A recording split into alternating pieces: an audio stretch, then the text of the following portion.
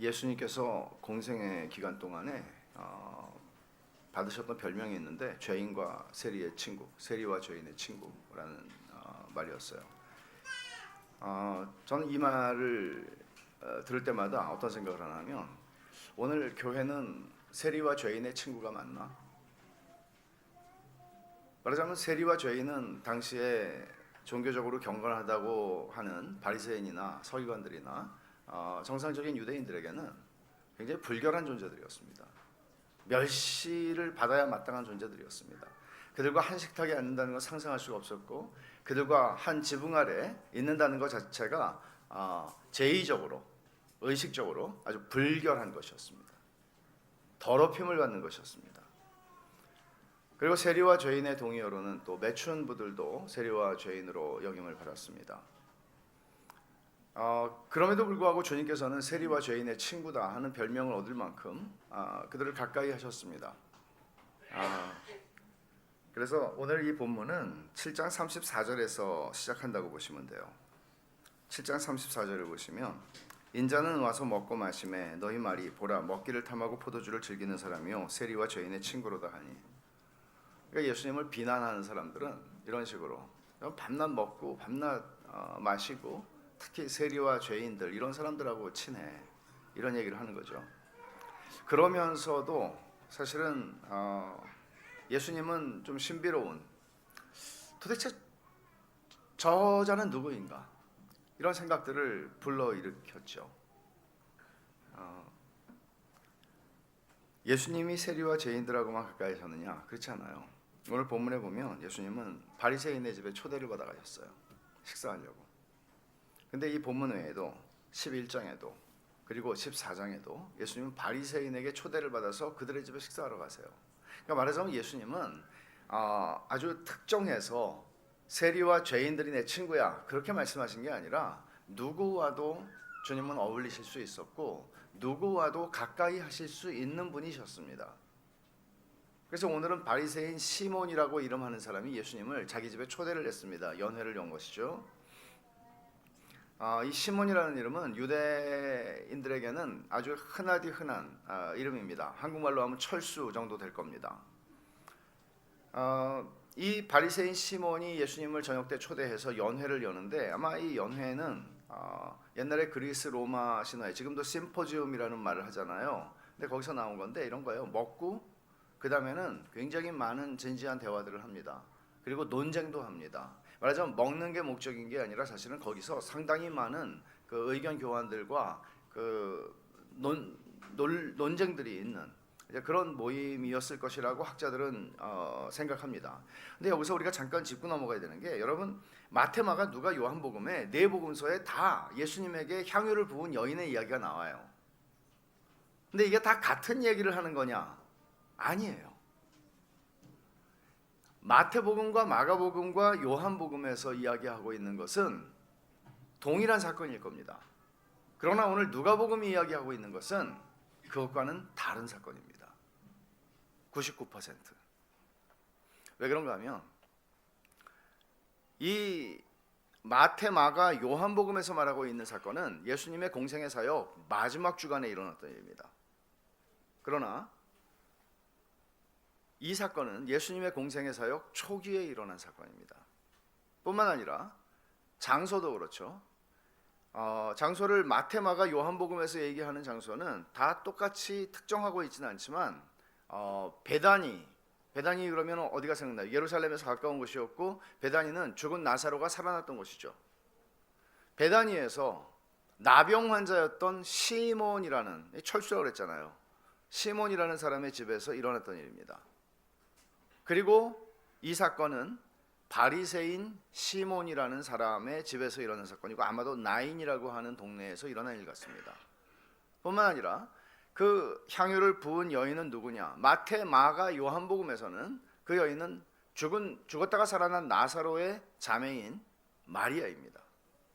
그러나 여기서는 그 여인의 이름은 특정할 수 없지만, 분명한 것은 동네에서 죄인으로 알려져 있던 여자였습니다. 아마도 매춘부였을 것이라고 추정합니다. 이 정도 이제 정리를 하고 이야기를 좀 더 가보면, 어떻게 이 바리새인의 집에서 식사 잔치를 하고 있는데 이 동네의 죄인으로 알려진 여자가 들어올 수 있었는가? 초대받지 못한 손님이죠. 근데 여러분들이 우리 옛날 가옥 형태를 보시면 아시겠지만 아마 비슷하지 않았나 싶어요. 뜰이 있고 문들은 열려 있는 채로 이 방들이 이렇게 둘러 있는 거죠. 이런 데서 이제 연회를 하는 겁니다. 그러니까 여기 심포지움을 하면은 사람들이 누구라도 이렇게 초대받지 않았어도 이렇게 들어올 수 있고 들락날락 할 수 있는 그런 분위기였다는 거죠. 여기서 이 여인이 죄인으로, 모두에게 죄인으로 알려져 있는 이 여인이 들어온 겁니다. 연회가 한참 무르익었을 무렵이었을 수도 있고, 아니면 처음부터 아주 초기에 들어왔을 수도 있어요. 근데 연회의 분위기를 갑자기 싸하게 만드는 여인의 등장이죠.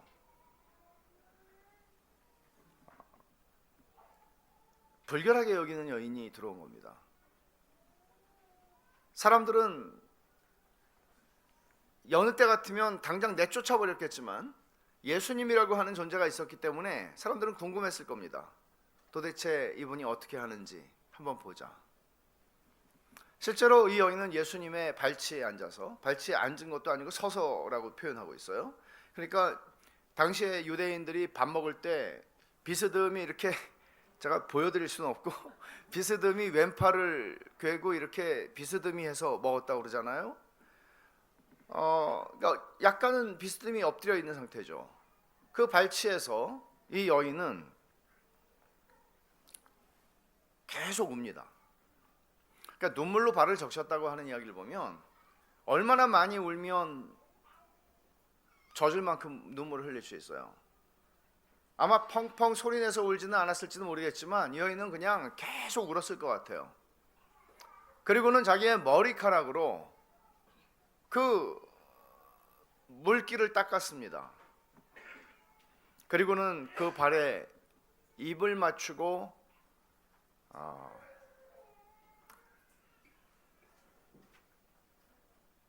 향유를, 굉장히 고급 향유죠. 고급 향유를 부었는데 아마 그녀의 전 재산이었을 가능성이 큽니다. 근데 이 두 단어, 입을 맞추고 향유를 부었다는 이 두 단어는 헬라어로는 미왈료시제인데, 이거 무슨 말인가 하면 계속해서 했다는 소리예요. 그러니까 예수님께서 나중에 45절에 보시면 뭐라고 말씀하세요? 너는 내게 입 맞추지 아니하였을 때 그녀는 내가 들어올 때부터 내 발에 입 맞추기를 그치지 아니하였으며, 계속했다는 소리예요. 입 맞추고 붓고 이 일을 계속했다는 거예요.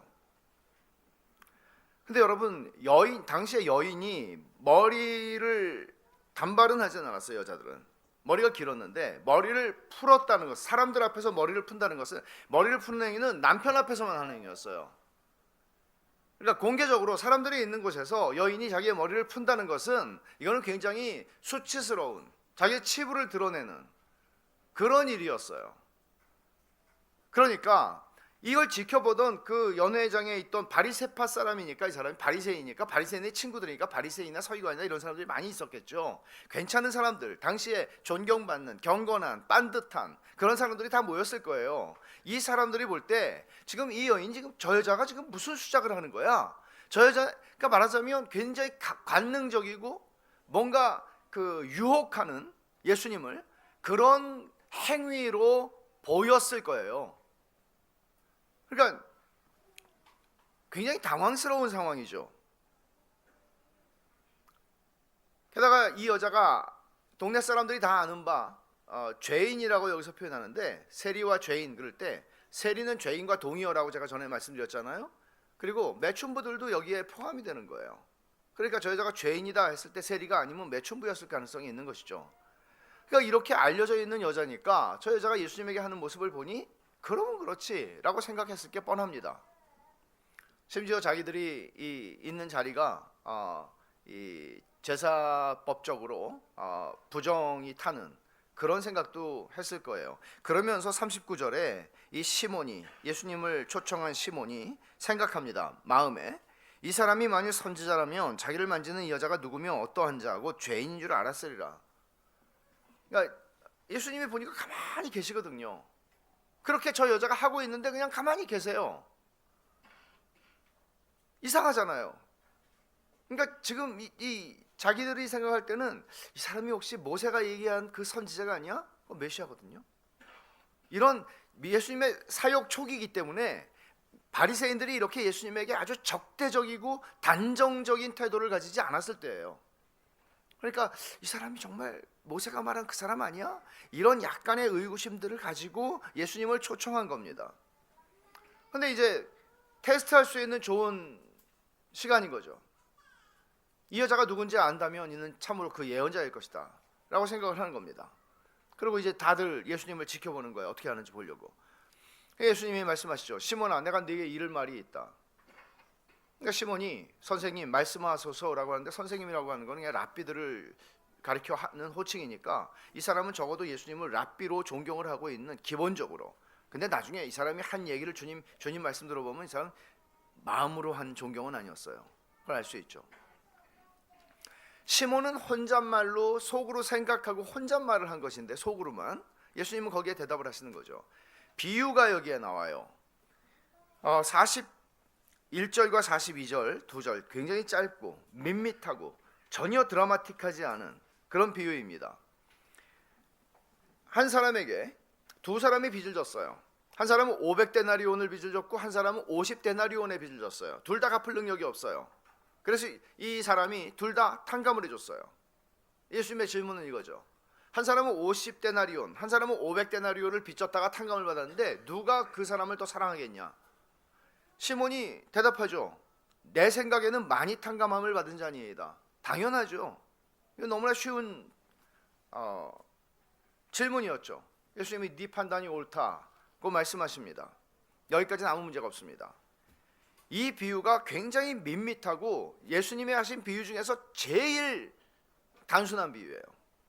근데 이 비유는 이 비유의 말씀을 적용하는 대목에서 강렬함이 더해집니다. 비유를 이제 주님이 이 상황과 사람들에게 적용을 하시는 겁니다. 두 죄인의 상이한 반응을 주님이 보여주십니다.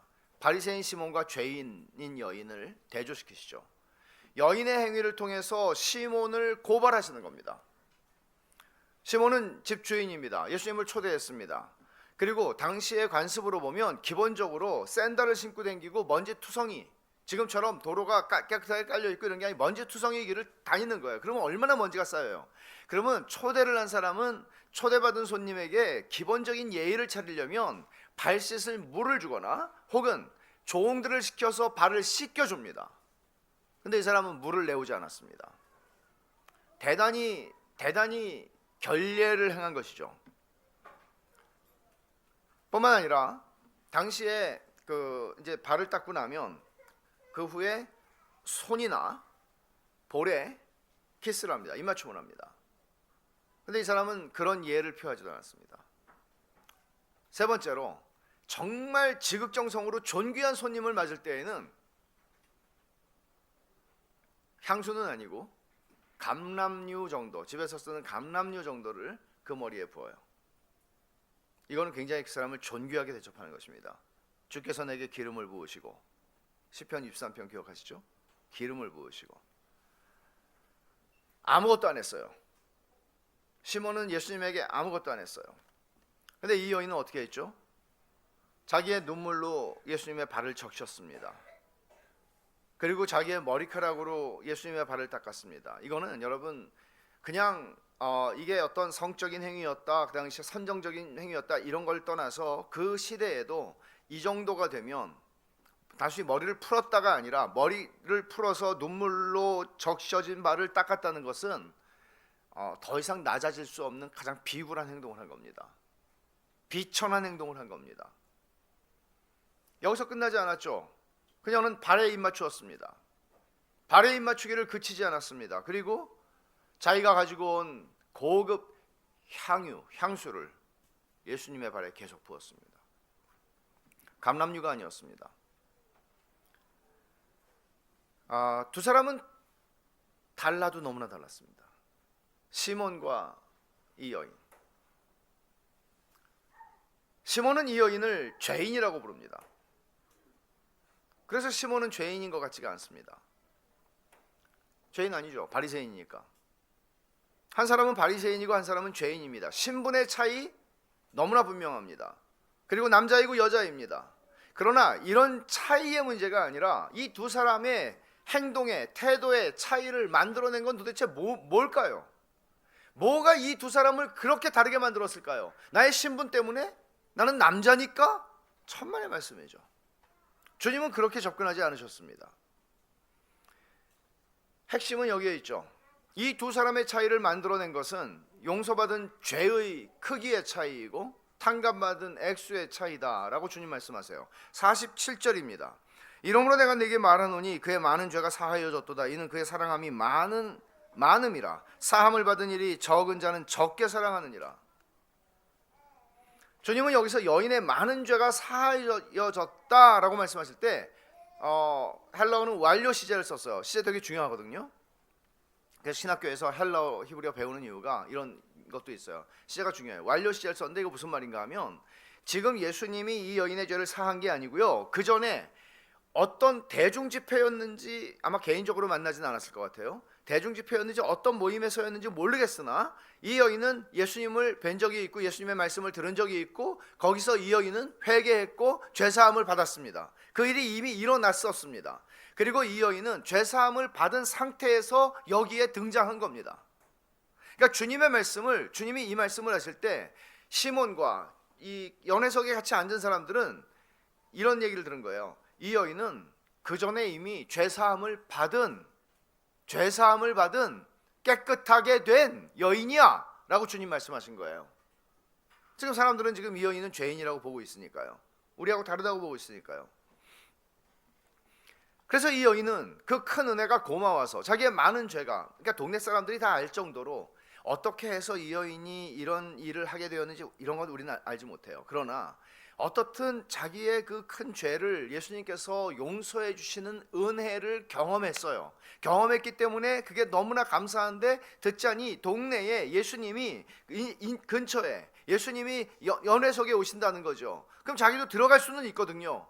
근데 들어가려면 굉장한 용기가 필요한 거죠.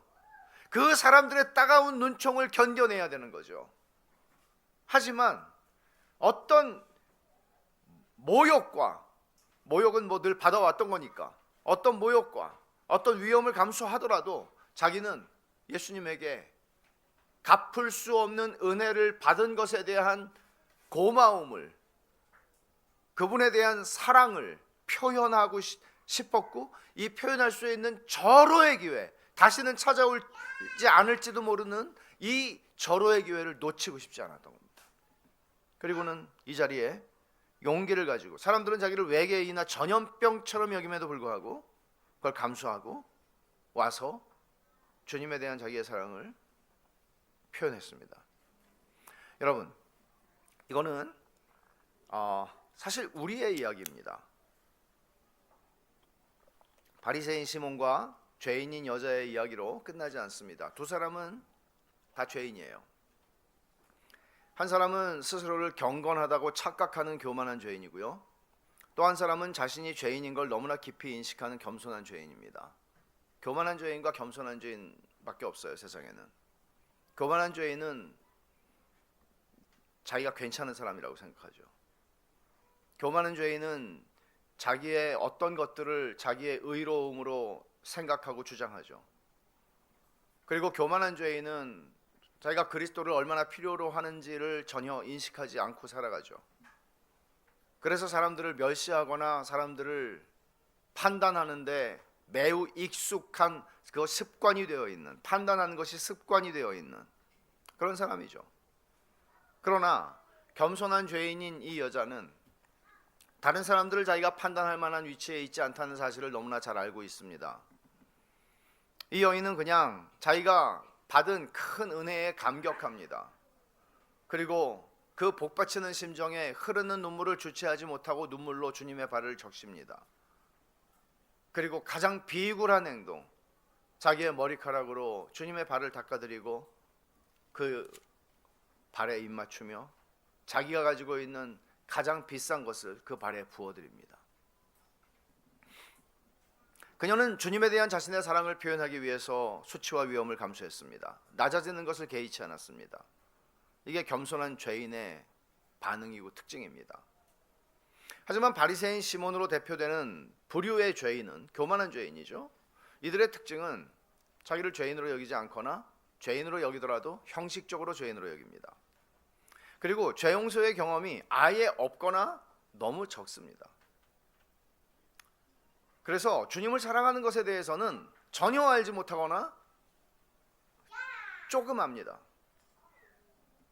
이들을 지배하는 것은 경건의 능력이 아니라 모양입니다. 대개 이런 사람들은 신앙생활을 잘한다는 평판을 받을 가능성이 있습니다. 이들을 지배하는 것은 사랑이 아니라 말과 형식입니다. 예수님을 초대하고 함께 식사합니다. 그러나 주님을 사랑하지 않습니다. 마음으로 그분을 사랑하지 않습니다. 그래서 발 씻을 물도 입맞춤도 감람유도 제공하지 않았습니다. 모든 종교적인 형식이 다 있어도 거기에 없는 게 하나 있어요. 뭐가 없냐면 사랑이 없어요. 주님에 대한 사랑이 없어요. 애정이 없어요. 이렇게 하고도 목사할 수 있고 선교사 할 수 있다는 사실 아세요? 일생 직업적으로 두려운 일이죠. 주님을 사랑하는 것은 죄사함을 경험한 거듭난 영혼의 가장 분명한 변화예요. 주님을 사랑한다는 것은 주님에 대해서 관심이 있다, 그분을 더 알고 싶다 이런 게 아니고, 주님을 사랑하는 것은 죄사함을 경험한 거듭난 영혼의 가장 분명한 증거예요. 그는 주님을 사랑해요. 왜? 은혜를 받았기 때문이죠. 자격이 없는 것을, 자격이 없는 존재인데 그걸 주셨다는 거죠.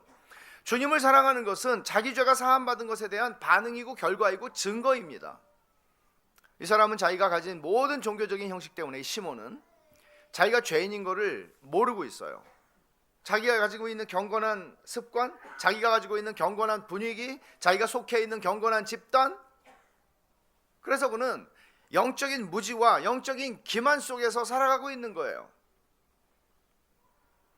그는 자기의 경건이 장애물이 돼서 하나님께 못 나가는 사람이에요. 아니, 구원할 사람이 나 말고, 아니 하나님이 나를 구원하시지 않으면 누굴 구원하겠어? 하나님이 나를 모른다 그러면 아는 사람이 도대체 누가 있겠어? 라고 생각하는 거죠. 이 사람은 자기의 오름과 반듯함 때문에 주님께 못 나가는 거예요. 여기에는 은혜도, 감격도, 사랑도 존재하지 않습니다. 그는 자기가 평가하고 판단할 수 있는 자격이 있는 사람처럼 행동하는 데 익숙하죠. 그래서 39절에서도 보면 예수님을 보고 속으로 판단하잖아요. 이 사람이 예언자라면, 선지자라면 이 여자가 지금 누군지 알 텐데 좀 모르는 것 같은데 판단하잖아요. 그리고 그 죄인인 여자가 들어왔을 때 저 여자가 죄인인데 저게 지금 뭐 하고 있는, 죄인이라는 판단을 하고 있잖아요. 이 사람의 습관은 사람들을 판단하는 거예요. 이게 은혜가 없는 증거라는 사실 아세요? 이 사람 판단하고 저 사람 판단하고 판단하는 게 은혜가 없는 증거라는 사실을 아세요?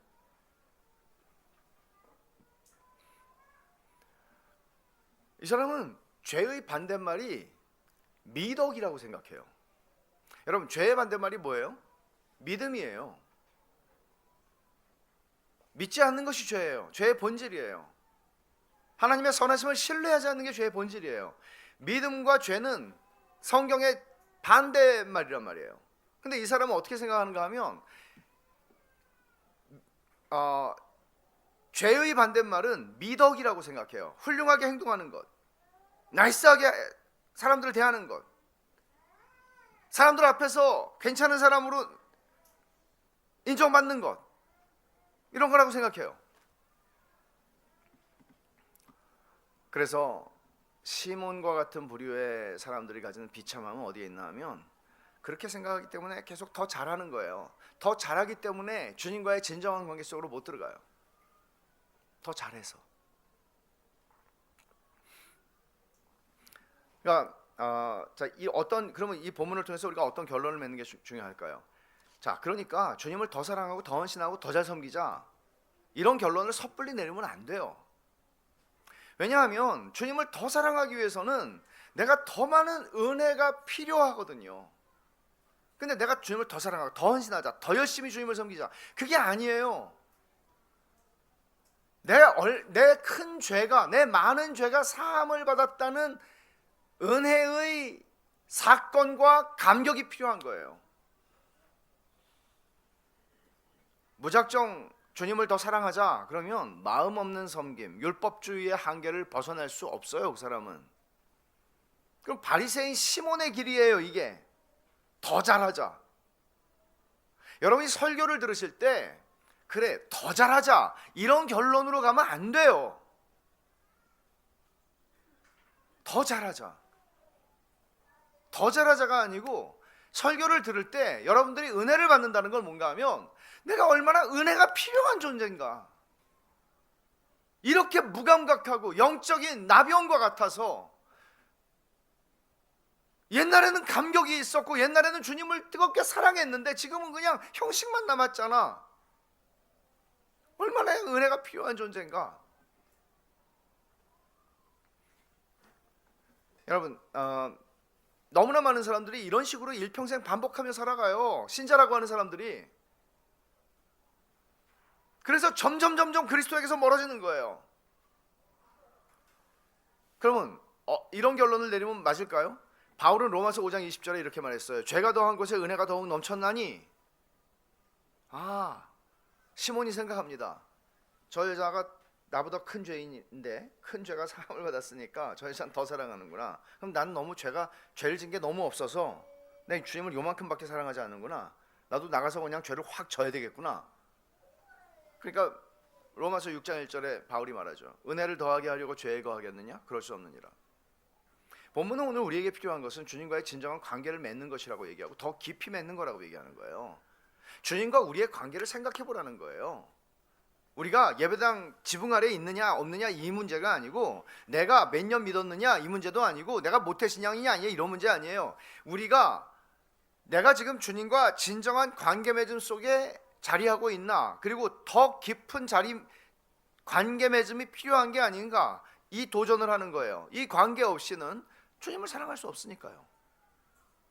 주님과 맺는 진정한 관계를 설명해 주는 단 한 단어가 있다면 그거는 은혜예요. 은혜예요. 이 죄인인 여자는 자기 많은 죄가 사함을 받은 경험을 했어요. 은혜를 경험한 거죠, 그게. 이 은혜를 통해서 이 여인은 주님이 그 전에 주님을 개인적으로 만났는지 안 만났을 가능성이 커요. 근데 그럼에도 불구하고 이 여인은 은혜라는 것을 통해 주님과 진정한 관계를 맺은 거예요. 관계가 형성이 되어 있던 여자예요. 그리고 그 은혜가 이 여인 안에서 뭘 만들어내죠? 주님에 대한 사랑을 만들어낸 거예요. 큰 은혜를 받은 것이 주님을 향한 큰 사랑을 만들어낸 거예요. 이 은혜를 입고 경험했기 때문에 이 여인은 주님을 사랑했어요. 그래서 이 사랑이 수치와 위기를 넘어서게 만드는 용기를 준 거예요. 이게 진짜 신앙이죠. 주님은 시몬에게 그녀의 많은 죄가 사해졌다 47절에 말씀하셨어요. 그리고 48절에 보면 이렇게 말씀하세요. 여자에게 이르실 때 내 죄사함을 받았느니라. 그 사람들은 그냥 언뜻 읽으면, 아니 그 전에 죄사함을 받았다는데 왜 여기서 예수님이 또 죄사함을 받았느니라고 얘기하는가? 여기서 지금 예수님이 네가 나를 사랑했기 때문에 내가 네 죄를 용서해 주는 거야, 이렇게 읽어야 되지 않는가라고 하지만 그런 뜻이 아니에요. 여기서 예수님께서 내 죄사함을 받았다라고 여인에게 선언하신 것은 이 연회에 참석해서 이 모든 광경을 지켜보고 지금 판단하고 있는 사람들을 위해서 하신 말씀이에요. 주님의 말씀을 들은 사람들이 또 속으로 말하는 거죠. 49절에 보세요. 함께 앉아있는 이들이 속으로 말하되 이가 누구에게 죄도 사하는가. 주님이 그 말씀을 명시적으로 또 이 여인에게 하시니까, 아니 이 사람 누구야 도대체? 죄를 사하는 건 하나님밖에 없는데 이 사람 누구야? 말하자면 예수님은 내가 바로 죄를 사하는 하나님이다 라고 선언하시는 거죠. 너네들은 내가 선지자인가 아닌가 생각하겠지만 선지자가 아니고 나는 하나님이라고 얘기하시는 거죠. 그리고 나와 너희의 관계는, 진정한 관계는 너희의 죄를 내가 사해주는 사건으로부터 나와 너희의 진정한 관계가 시작되는 거야. 그게 거듭남이에요. 그래서 거듭난 사람은 주님을 사랑하는 사람이죠. 여러분은 예수님을 어떤 분으로 만나셨습니까? 예수님은 나의 많은 죄를 용서해 주신 분입니까? 여러분, 날마다 내 죄를 용서해 주시는 주님을 여러분들은 만나십니까? 날마다 회개하는 신자라는 것은 그냥 하나의 표어가 아니라 날마다 나의 죄를, 그리고 어떤 죄도 용서하시는 주님을 여러분들은 만나고 계십니까? 그 주님과 관계를 맺고 계십니까? 그것이 여러분, 제가 거듭나셨나요? 주님을 인격적으로 만나셨나요? 라고 물어보면 어떤 분들은 이렇게 대답을 하실 수도 있습니다. 저는 주님이 굉장히 좋은 분이라는 생각을 어느 순간인가부터 하게 됐어요. 그거 말고요. 주님에 대한 적대감이 사라지기 시작했어요. 그거 말고요. 주님과 우리가 관계를 맺었다는 것은, 인격적인 관계를 맺었다는 것은 내 죄를 주님이 용서해 주시는 사건이 내게 일어났다는 사건이에요. 그렇게 해서 우리는 주님과 진짜 관계가 시작이 되는 거예요. 교회를 1000년을 다녀도 100년을 다녀도 주님이 나의 죄를 용서해 주시는 분으로 내가 주님을 만나지 못했다면 아직은 아닌 거죠. 아직은 아닌 거죠. 그 은혜라는 말은 우리에게는 너무나 일상적인 언어죠. 그리스도인들에게는. 은혜가 놀랍고 크지 않다면 그거는 내 죄가 전혀 사함받은 적이 없거나 아주 조금, 기억하지도 못할 만큼 조금 내 죄가 사함을 받았다고 생각하기 때문일 것입니다. 하지만 여인처럼 자기 죄가 많은 죄가 있다는 거 자기도 알고 남들도 다 알아요. 죄 용서를 경험하게 되면 그 은혜는 우리를 사랑으로 인도하지 않을 수 없습니다. 은혜가 사랑을 만들어냅니다. 근데 여러분들은 이렇게 생각하시겠죠. 조금 아까 제가 말씀드린 것처럼 로마서 6장 1절에서 바울이 은혜를 더하게 하려고 죄에 거하겠느냐? 아니요, 그런 방식이 아니라고 바울이 얘기하는 거죠. 그럼 어떤 방법이 있어요? 하나님을 가까이 하면 가까이 할수록, 하나님을 더 알아가면 알아갈수록 나의 죄를 보게 되는 것이죠. 인격적으로요. 오늘날 예배당 안에는요, 제가 과장해서 말하면 90%는 종교인입니다. 여러분들은 누구입니까? 이 연회석에 앉은 대다수의 사람들, 여기 예수님 계시죠? 대다수의 사람은 종교인이었습니다. 이 여인 하나를 빼면. 그러나 어쩌면 은혜를 조금 아는 사람들이 있었는지도 모르겠어요. 적게 사함을 받는 자는 적게 사랑하느니라 라고 그랬으니까 전혀 사함 받지 않은 사람은 전혀 사랑하지 않느니라, 주님 그렇게 말씀하시지 않았잖아요. 여러분, 이 이야기는 기다리는 아버지의 비유처럼 열린 결말로 이 이야기는 끝나요. 이건 비유가 아니지만 열린 결말로 끝나요. 사실 이렇게 조엘 그린이라는 사람은 이렇게 얘기해요. 본문에서 예수님은 여자가 개인적으로 용서를 경험하거나 하나님의 영접하심을 확신하는 것이 아니라 하나님 백성의 공동체의 여자가 회복되는 것에 관심을 두고 있다. 말하자면 바리새인들은 이 여자는 하나님의 공동체에 들어올 수 없어 라는 판단을 하고 있는 거죠. 근데 주님은 이 여인이 이미 죄를 용서받은 여인이야, 사실은 너희가 이 여인을 영접해 줘야 돼 라고 말하는 거예요. 말하자면 주님은 시몬을 너희 나쁜 놈 이게 아니고요, 시몬한테 그 신앙의 도리를 가르치는 거예요. 너 은혜가 필요한 사람이야. 그리고 이 여자가 은혜를 받았어. 이 은혜를 받은 사람이 은혜의 공동체에 들어오도록 너희들은 두 팔을 벌려서 이 여인을 환영해 줘야 되는 거야. 이렇게 얘기를 하는 거예요. 데이빗 갈런드라고 하는 신학자는 이렇게 얘기해요. 은혜로 의롭게 된다는 것은, 이신칭의의 교리를 얘기하는데, 은혜로 의롭게 된다는 것은 이 사람과 저 사람을 결합시키는데 그것은 사회적인 사건이다. 이신칭의는 내가 그냥 예수 믿고 구원받고 하나님께 천국 가고 이게 아니고, 진짜 이신칭의의 교리는 너와 나를 연합하게 하는 거예요. 뭐죠? 이 연합하게 하는 그 끈이 뭐죠? 우리를 붙여주는, 우리를 서로가 달라붙게 만들어주는 건 뭐죠? 은혜예요. 내가 은혜를 받은 사람인데 너도 은혜를 받았구나. 우리는 진짜 통하는 사람이네. 이 은혜가 교회를 만들어가는 거예요. 이 은혜가. 근데 지난번에도 말씀드렸지만 우리는 은혜를 받았어요. 이 시몬이 왕년에 은혜를 받은 사람인지 우리 몰라요. 근데 은혜를 받았어요. 근데 한 10년 20년 살다 보니까 익숙해지는 거예요. 그리고 옛날 생각이 안 나요. 그래서 이런 여자가 오면 불쾌하게 여겨요. 아니 여기가 어딘 줄 알고 들어왔어? 술집인 줄 알고 들어왔나? 교회인데? 우리 이렇게 생각하는 거예요. 주님의 말씀은 이거죠. 시몬아, 내가 너에게 이를 말이 있다. 제 버전이에요. 이 여인이, 네가 지금 판단하고 죄인이라고 판단하는 이 여인이, 네가 멸시하는 이 여인이 사실은 바로 너야. 그렇게 얘기하는 거예요. 우린 절대 그렇게 생각하지 않아요. 근데 그렇게 은혜는 우리를 그렇게 우리 자신들을 다시 보게 만들어요. 이 여인의 얘기를 통해서 교회는 은혜 받은 시몬과 이름은 알 수 없지만 은혜 받은 이 여인들, 이 사람들로 교회는 구성되는 거야. 이게 교회야. 은혜의 공기를 마시는 거야. 우리는 은혜로 호흡하는 거야. 교회가 그렇게 될 때 세상의 모든 죄인들이, 은혜를 필요로 한다고 느끼는 겸손한 죄인들이 주께로 나올 거야. 우리는 그들이 주께로 나올 수 있는 하이웨이를 열어주는 거야. 그런 교회가 되기를 원합니다. 기도합시다. 여러분들은 이 말씀을 들으면서 어떻게 감정이입을 하셨거나 또는 어떻게 여러분들은 공감하셨습니까? 주님의 말씀은 이거죠. 너 날 사랑하느냐? 베드로에게 주님 물으셨잖아요. 너 날 사랑하니? 근데 베드로가 바로 3일 전에 예수님을 부인하고 예수님을 저주까지 했잖아요. 똑같은 이야기예요. 그래서 베드로는 자신 있게 전처럼 말할 수는 없지만 주님 아시잖아요. 제가 주님 얼마나 사랑하는지.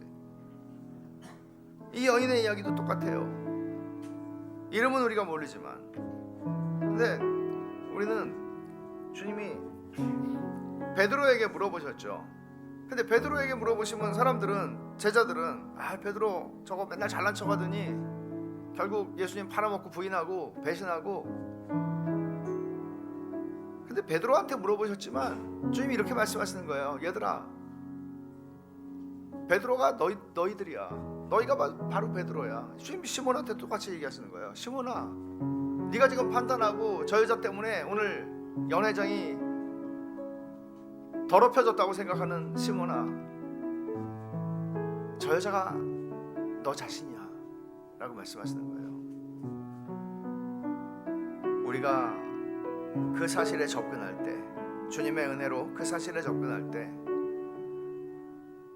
우리는 주님을 더 사랑하게 될 것입니다.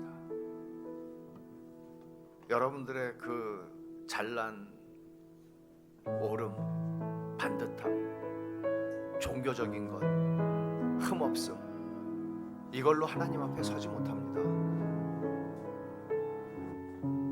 하나님 앞에 우리의 진짜 모습을 고백하고 우리를 능히 용납하시는, 그리고 용서하시는 그 주님 앞에 이 시간에 나아가십시다. 기도하겠습니다.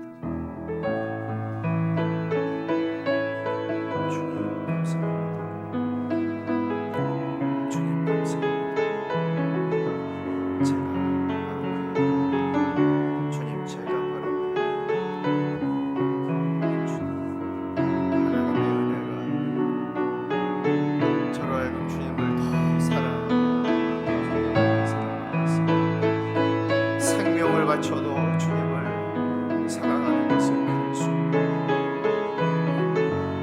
어떤 위험과 어떤 수치도 내가 주님 사랑하는 것을 막을 수 없는, 주님 그렇게 주님을 사랑합니다. 아버지 하나님, 그런 죄사함의 은혜를 날마다 경험할 수 있게 우리의 반듯함으로, 우리의 오름으로, 우리의 잘남으로, 흠없음으로 하나님 앞에 서려는 생각을 버리겠습니다. 하나님 아버지, 저희들의 죄악을 용해 주십시오. 하나님의 거룩하심을 위해서 저희의 죄악을 용서하시고 저희 자신을 용서해 주십시오. 오 주님, 오 주님, 저희를 주께 신뢰하시고 아버지 하나님, 저희 안에 진정한 은혜를 주시옵소서. 주님, 우리가 다 똑같은 죄인이어서 주십시오. 주님, 은혜의 공기를 호흡하는 교회가 되게 주옵소서. 아버지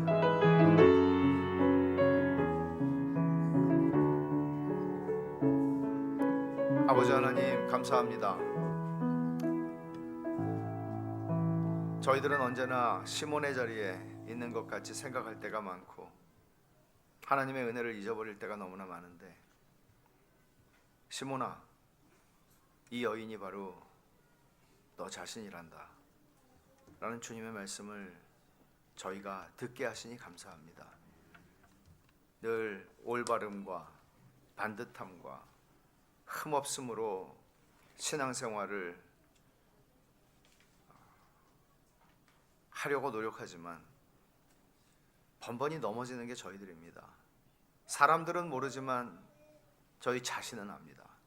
하나님 아버지, 저희가 얼마나 은혜가 필요한 존재인지, 은혜가 없이는 하나님을 사랑할 수조차 없는 존재인지를 알게 하시고, 주님, 저희에게 주님이 허락해 주신 날들이 얼마가 될지는 몰라도 이 땅 사는 동안 하루를 살아도 은혜 받고 주님 사랑하며 살아가는 저희들 되게 해 주시옵소서.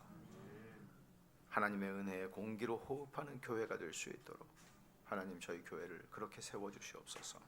예수님의 이름으로 기도하옵나이다. 아멘.